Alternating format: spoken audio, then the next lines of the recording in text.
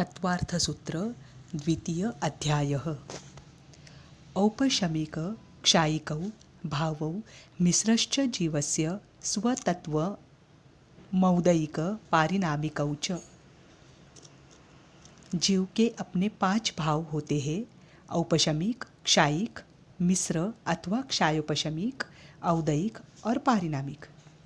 द्विनव अष्टादश एकविंशति त्रिभेदा यथाक्रमम्। उनके क्रमशः 2, 9, 18, 21 और 3 भेद है। अर्थात औपशमिक भाव 2 प्रकार के हैं, क्षायिक भाव 9 प्रकार के हैं, क्षायोपशमिक भाव 18 प्रकार के हैं, औदयिक भाव 21 प्रकार के हैं और पारिणामिक भाव 3 प्रकार के हैं। सम्यक्त्व चारित्र्य। औपशमिक सम्यक्त्व और औपशमिक चारित्र ये 2 औपशमिक भाव है। ज्ञान दर्शन दान लाभ भोग उपभोग वीर्याणि च। क्षायिक भाव 9 है: केवल ज्ञान, केवल दर्शन, क्षायिक दान, क्षायिक लाभ, क्षायिक भोग, क्षायिक उपभोग, क्षायिक वीर्य, क्षायिक सम्यक्त्व, क्षायिक चारित्र। ज्ञानाज्ञान दर्शन लब्धयश्चतुस्त्री त्रिपंचभेदा सम्यक्त्व चारित्र संयमा संयमाश्च। क्षायोपशमिक भाव 18 है: मति ज्ञान, श्रुत ज्ञान, अवधि ज्ञान, मन पर्याय ज्ञान, कुमति, कुश्रुत, कुविभंग अर्थात विभंगत ज्ञान, चक्षुदर्शन, अचक्षुदर्शन, अवधि दर्शन, क्षायोपशमिक दान, क्षायोपशमिक लाभ, क्षायोपशमिक भोग, क्षायोपशमिक उपभोग, क्षायोपशमिक वीर्य, क्षायोपशमिक सम्यक्त्व, सराग चारित्र और संयमा संयम अर्थात देशव्रत।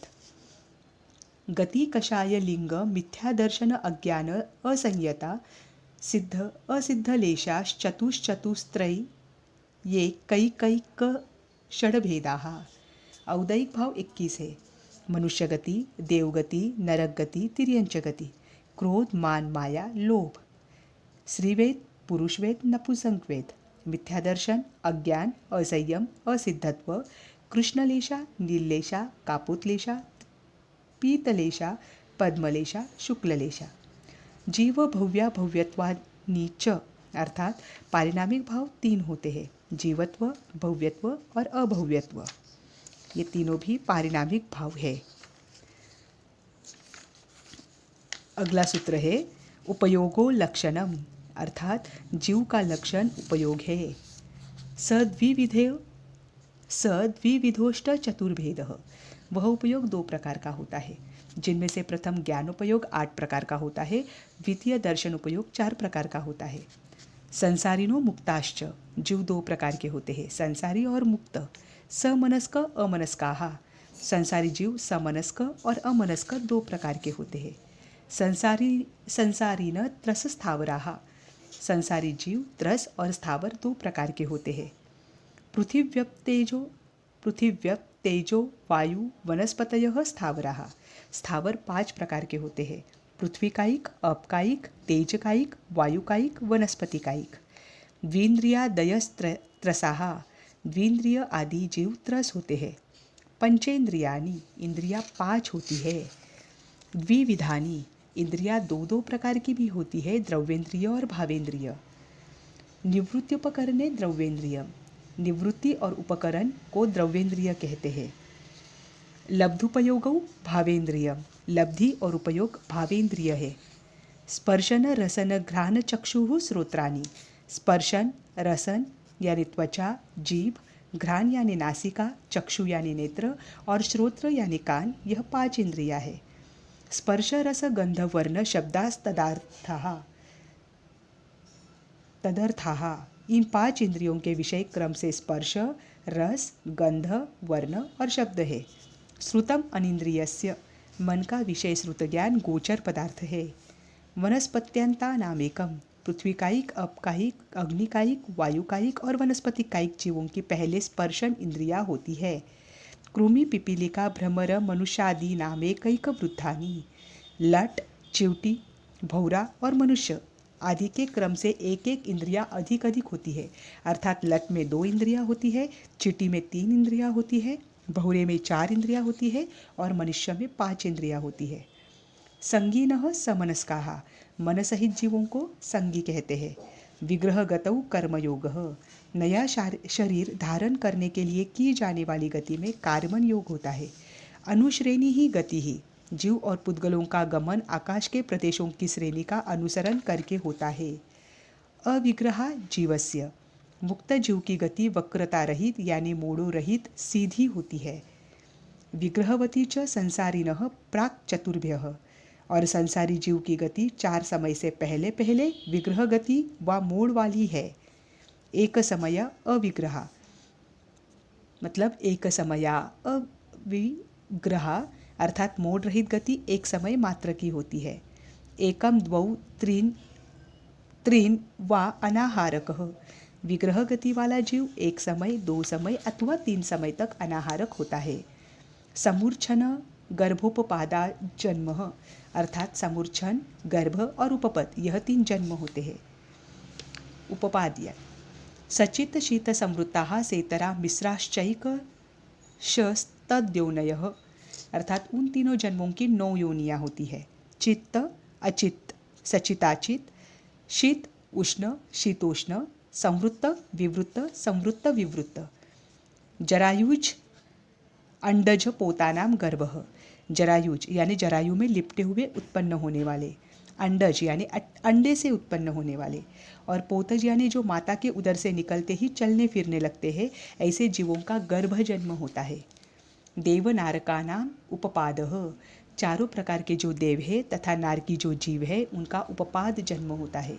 शेषानाम समूर्छनम और इनसे अविशिष्ट संसारी जीव जिन्होंने ना गर्भज जन्म लिया है ना ही उपपाद, उनका समूर्छन जन्म होता है। औदारिक वैक्रिया आहारक तेजस कार्मनानि शरीरानि औदारिक वैक्रियक आहारक तेजस और कार्मन ये 5 शरीर होते हैं। परम परम सूक्ष्म अगले अगले शरीर पहले पहले से सूक्ष्म सूक्ष्म है अर्थात औदारिक से वैक्रियक सूक्ष्म है, वैक्रिय से आहारक सूक्ष्म है, आहारक से तेजस और तेजस से कार्मन शरीर सूक्ष्म है। प्रदेशतो असंख्येय गुणम प्राक तेजसात किंतु प्रदेशों यानी परमाणुओं की अपेक्षा तेजस से पहले पहले के शरीर असंख्यात गुणे हैं अर्थात औदारिक से वैक्रियक शरीर में असंख्यात गुणे परमाणु हैं और वैक्रियक से आहारक शरीर में असंख्यात गुणे परमाणु हैं। अनंत गुणे परे परंतु जो शेष के 2 शरीर है अर्थात तेजस और कार्मन इनमें अनंत गुणे परमाणु वाले हैं ये और अर्थात आहारक से तेजस में अनंत गुणे परमाणु है और तेजस से कार्मन शरीर में अनंत गुणे परमाणु है। अप्रतिघाते और यह तेजस और कार्मन ये दोनों शरीर अप्रतिघात है अर्थात अन्य मूर्तिमान जो पुद्गल है उनसे ये रुकते नहीं हैं।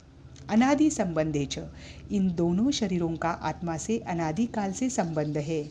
सर्वस्य ये दोनों शरीर समस्त संसारी जीवों के होते हैं। तदादीनि भाज्यानि युगपदेकस्या चतुर्भ्यः एक आत्मा में विभाजित किए हुए इन दोनों शरीरों को आदि लेकर एक साथ 4 शरीर तक होते हैं।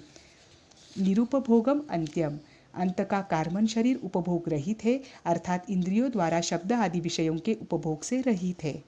गर्भ समूर्छनज आद्यम गर्भ जन्म और समूर्छन जन्म वालों के आदि का औदारिक शरीर होता है।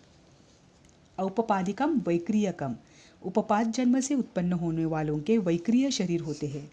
लब्धि प्रत्ययश्च परंतु यह वैक्रिय शरीर लब्धि अर्थात तपो विशेष रूप वृद्धि की प्राप्ति के निमित्त से भी होता है।